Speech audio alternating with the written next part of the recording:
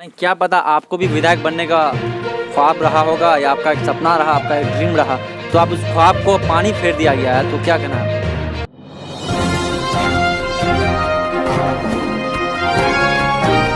अस्सलाम वालेकुम, आदाब दोस्तों, मैं रिहान आलम आपके साथ देहात की आवाज़ को लेकर आया हूँ। चलिए मैं थोड़ा सा आपको बता दूँ कि अभी जो मैं अमोर विधानसभा में हूँ और इस बार जो चुनावी हलचल है काफ़ी तेज़ और सरगर्मी जो है बहुत ही तेज़ी से चल रहा है। तो इसके साथ हमारे साथ उपस्थित है नुज़हत परवीन जो अमोर विधानसभा से हैं। तो चलिए मैम, आप अपना नाम बताइए, आपका नाम क्या हुआ? ये तो मैं आपका शुक्रिया अदा करना चाहती हूँ जो कि आप इतना दूर से चल के आए यहाँ पे हमसे मुलाकात करने के लिए।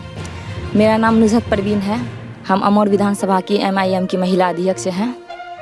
मैम, आपका जो कैरियर है, स्टार्टिंग जो एजुकेशन सिस्टम प्राप्त किया, एजुकेशन कहाँ से प्राप्त किया? देखिए, हम तो मैट्रिक अररिया स्कूल से मतलब अररिया से किए हैं, क्योंकि 2009 में ही मेरी शादी हुई है और 9th क्लास में ही पढ़ रहे थे तभी मेरी शादी हुई थी। उसके बाद तब फिर वहाँ पे मैट्रिक किया अररिया, वहाँ पे मैट्रिक करने के बाद यहाँ पे शादी होने के बाद हम इंटर किए। उसके बाद जैसे कि आप राजनीति की बात बोल रहे हैं, क्योंकि पहले मुझे इससे इंटरेस्ट नहीं था। जब मेरी शादी हुई तो शादी होने के बाद मेरे शौहर सरपंच थे, सरपंच में क्योंकि 2006 से ही ये सरपंच हैं। तो जब देखे इसको क्या राजनीति करते हुए तो मुझे बहुत अच्छा लगा और मेरा एक तमन्ना था क्या कि हम इसमें आगे बढ़े, हम भी कदम आगे बढ़ाएं। तो हम कदम आगे बढ़ाएं और मेरे सरपंच साहब मेरे साथ दिए। उसके बाद तो फिर हम इसमें चुनाव में फिर दोबारा इलेक्शन में खड़ा हुए। महिला का ये था तो फिर हम सरपंच बने। अभी हम प्रेजेंट में सरपंच भी हैं और मुझे बहुत अच्छा लग रहा है। अच्छा मैम, आपने कहा कि हमें राजनीतिक में कोई इंटरेस्ट नहीं था। जब हम यहाँ पे आए और हमारी शादी हुई जिसके साथ वो सरपंच का जो, तो आप कहीं ना कहीं दबदबाव में आकर के तो मतलब राजनीतिक में इंटरेस्ट नहीं ले रहे हैं? नहीं, मैं दबाव में किसी का नहीं ले रही हूँ, क्योंकि मैं जब यहाँ पे आई देखी मुझे इस मतलब राजनीति से इतना इंटरेस्ट हो गया, इतना मतलब मेरा दिल खुश हो गया, क्योंकि मैं ये चाह रही थी कि गरीब हो या कोई भी हो सबका सपोर्ट करे और सबका साथ दे। क्योंकि यहाँ पे जब हम शहर से आए, अररिया से आए देहात में, यहाँ पे मुझे गरीबी इस तरह लगने लगा, अजीब तरह गरीबों के साथ में मिलजुल के रहने में। और यहाँ पर हालात यहाँ पे इतना ही ख़राब है, क्या बताएंगे। तो इसलिए मुझे इतना इंटरेस्ट हो गया, इसीलिए हम चाह रहे हैं क्या हम सबके साथ मिल के रहें। अच्छा मैम, शिक्षा में अमोर विधानसभा किस तरह प्रगतिशील करता है, कितना विकास हुआ है शिक्षा में? शिक्षा में जाइए तो मुझे तो ऐसा लग रहा है कि 0 पॉइंट में है। ऐसा क्या, कैसे लग रहा है आपको 0 पॉइंट में? कहाँ कुछ, कोई भी शिक्षा नहीं है। और आप देख लीजिए अमोर विधानसभा में कोई कॉलेज भी नहीं है, ना आप कॉलेज देखिएगा ना ढंग का स्कूल देखिएगा। सरकारी स्कूल जहाँ अमोर विधानसभा में कॉलेज नहीं है? नहीं, कॉलेज नहीं है। कॉलेज है भी तो आप देखिएगा वहाँ पे पढ़ाई नहीं होती है। पढ़ाई होती है, टीचर वहाँ पे तो नहीं है, साधन नाम का कोई चीज़ नहीं है। आपने है टीचर देख लीजिए, 1 से 2, 2 से 3, वो भी टीचर कैसा है। जैसे टीचर है तो बच्चे सब पढ़ते हैं तो टीचर कान में तेल डाल के सो जाते हैं। तो यहाँ पे ढंग का टीचर भी नहीं है। जैसे यहाँ पे अमोर विधानसभा में कोई शिक्षा नाम का कोई चीज़ नहीं है। शिक्षा नाम। अच्छा मैम, यहाँ पे हेल्थ केयर के बारे में क्या कहना है आपका? मेरा कहना क्या है, हेल्थ केयर में कितना सुधार है यहाँ पे? अगर कुछ भी नहीं है, नथिंग। क्या पता आपको भी विधायक बनने का ख्वाब रहा होगा या आपका एक सपना रहा, आपका एक ड्रीम रहा, तो आप उस ख्वाब को पानी फेर दिया गया है, तो क्या कहना है आपके? कहाँ जाते हैं इलाज करने के लिए? कहाँ जाते हैं? यहाँ से जाते हैं पूर्णिया, जो कि अभी मतलब 22 के शायद 22 किलोमीटर दूर होगा। हाँ 22।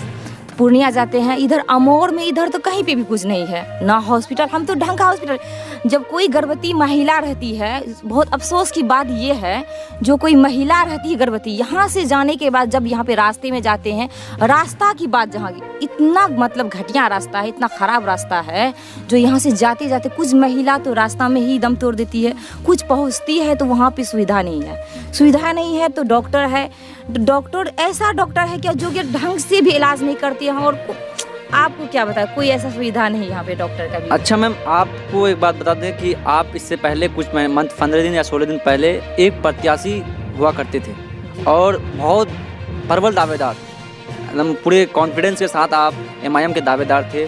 तो आखिर आपको सीट क्यों नहीं दी और खुद आला कमान जो है वो इलेक्शन लड़ने की बात कैसे कह दी? देखिए, हम ये मानते हैं क्या हम लोगों के बीच में थे और इंशाल्लाह लोग भी हमको बहुत चाहते थे पब्लिक, क्योंकि हम पब्लिक का हर एक इंसान का दिल में बसे हुए थे। बात रही सीट की टिकट की, देखिए ऊपर से ही आदेश आया आला कमान आने का, तो हमको बहुत खुशी हुई। चलो हम नहीं, मेरा आला कमान ही तो आ रहे हैं। हम बहुत खुश नसीब हैं जो कि हमारे प्रदेश अध्यक्ष अख्तर इमाम साहब अमौर विधानसभा से लड़ रहे हैं, और इससे खुशी की बड़ी बात क्या है? नहीं, ऐसी कोई बात नहीं है। मेरी ख्वाब थी, हम बोल रहे थी, मगर ये थी क्या, मेरे अख्तर इमाम साहब नहीं आते इंशाल्लाह कि ये ख्वाब मेरा पूरा होता। तो क्योंकि हमको जब पता चला कि मेरे भाई जनाब अख्तर इमाम साहब आ रहे हैं, तो मुझे बहुत खुशी हुई, और हम ये चाहते हैं क्या वो आए और अमौर विधानसभा में जो भी विकास, जो भी चीज़ का कमी है वो पूरा होगा। अच्छा मैम, अमौर विधानसभा में अगर आपका भाई, आप भाई कहते हैं अख्तर इमाम साहब को, तो किन चीज़ों पर उनको फोकस देने की बात कहेंगे आप सबसे पहले? हम तो भाई को कहेंगे बस जब वो आएंगे इंशाल्लाह हम लोग की जीत जब पक्की होगी, तो हमारे भाई जनाब अख्तर इमाम साहब जो हैं वो पहला नंबर में एजुकेशन, और दूसरा नंबर में क्या कहते हैं रास्ता, और प्लस हॉस्पिटल जो नहीं है, कॉलेज, हर एक चीज़ का वो सुविधा इंशाल्लाह सीमांचल में करेंगे, और अमौर विधानसभा का दुख और सुख में वो साथ। मैम आपने भी एक पॉइंट नोट किया हमने, सीमांचल की बात आखिर आप लोग क्यों इतना बार बार कहते हैं? पूरी बिहार की बात क्यों नहीं कहते? पूरी बिहार क्या, पूरी बिहार की ही बात बोल रहे हैं। नहीं, सीमांचल आपका पूर्णिया, अररिया और ये सब जगह हुआ जो आपका सीमांचल हुआ, पूरी बिहार तो सीमांचल नहीं है। आप देख सकते हैं सीमांचल की बात क्यों आई, क्योंकि आप हर एक जगह भी देख सकते हैं हमारे जो बैरिस्टर अरशदुद्दीन अवैसी साहब जो हैं वो हैदराबाद से ही आवाज़ उठाते हैं, सीमांचल के लिए भी आवाज़ उठाते हैं, पूरे बिहार के लिए भी आवाज़ उठाते हैं। वो सबके दिल में हैं और सबके दिल में बसे हुए हैं, और वो सबके लिए चाहते हैं क्या बिहार में भी मतलब जो भी सुविधा नहीं है, जो भी गरीबी है, हर एक चीज़ वो दूर हो। तो आप कैसे बोल सकते हैं क्या सीमांचल के लिए? सीमांचल के लिए भी वो सोचते हैं, क्योंकि सीमांचल में ऐसा है, क्योंकि सीमांचल में हर सब जगह से ज़्यादा गरीबी है तो सीमांचल में ही है, हर एक चीज़ का कमी सीमांचल में है। अच्छा मैम, ये जो MIM जो पार्टी है, कहीं ना कहीं जो लोगों का सोच रखता है, मुसलमान और कट्टरपंथी सोच रखता है, क्या आपको लगता है MIM मुसलमानों का पार्टी है? नहीं, हमको तो नहीं लगता है कि सिर्फ मुसलमानों को ही पार्टी है, क्योंकि ये हिंदू भाई, हमको तो ये लग रहा है कि 80% मतलब इसमें हिंदू भाई है मिले हुए हमारे साथ हैं। MIM जो मतलब ये पार्टी जो है, तो कि दलित भाई का भी है, और मतलब मुसलमान का भी है, और हिंदू भाई का भी, सबका साथ है ये। और ज़्यादातर हमारे जो बैरिस्टर अरशदुद्दीन अवैसी साहब जो हैं, सिर्फ मुसलमानों को उठाकर बैठाते हैं? नहीं, गलत बात है। आप देख सकते हैं उसके साथ हर एक जात साथ है, उसके ज़्यादा से ज़्यादा उसके पिछड़े जात और दलित और हिंदू भाई सब साथ है उसके। जो कहते हैं कि मुसलमानों का मतलब पार्टी है, ये तो गलत कह रहे हैं कि यह मुसलमानों का है। आप उनका सोच को कैसे बदलेंगे? किसका? हम उसका सोच को क्या बदलेंगे? हम यही कहेंगे, जो ये सोचते हैं कि ये मुसलमानों का पार्टी है, क्या वो गौर से सोचे और देखे वो, और सोचे समझे कि मुसलमानों का पार्टी है क्या हिंदू का। आप देख लीजिए, जैसे कि बोल रहे हैं कि मुसलमानों का पार्टी है, ठीक है, मान लेते हैं कि वो मुसलमानों का पार्टी है। ये 6 महीना पहले की बात है, जब NRC, जब हम लोग के काला कानून जब सामने आया, काला कानून सामने सिर्फ मुसलमानों के लिए तो नहीं आया था, हिंदू के लिए भी आया। काला कानून जो है, लोग तो सब काला कानून कहते हैं, लेकिन काला कानून आखिर वाजिब में क्या चीज़ है? काला कानून तक आप लोग राजनीति कब तक कीजिएगा? काला कानून का राजनीति की बात नहीं है, NRC तो काला कानून ही हुआ। हाँ, काला कानून है, हम मानते हैं, एक्सेप्ट करते हैं। सिर्फ उस मुद्दे को लेकर के क्या हमारा सीमांचल विकास करेगा, हमारा बिहार विकास करेगा? क्यों हम उस मुद्दे को लेंगे? जैसे कि उस मुद्दा की बात आई, क्योंकि मुद्दा कब लेंगे, क्योंकि वो जो मतलब काला कानून जो NRC CNPR जो लागू किया था, वो बिल जो, क्योंकि हमारे मतलब अवैसी साहब जो है उस बिल को ये जो फाड़े थे, वो जानते थे क्या ये जो बिल जो है पास जो होगा, क्योंकि हमारे जो गरीब हिंदू भाई, मुस्लिम भाई जो सबके हैं, सबके साथ न्याय होगा, इसीलिए उस बिल को फाड़े थे।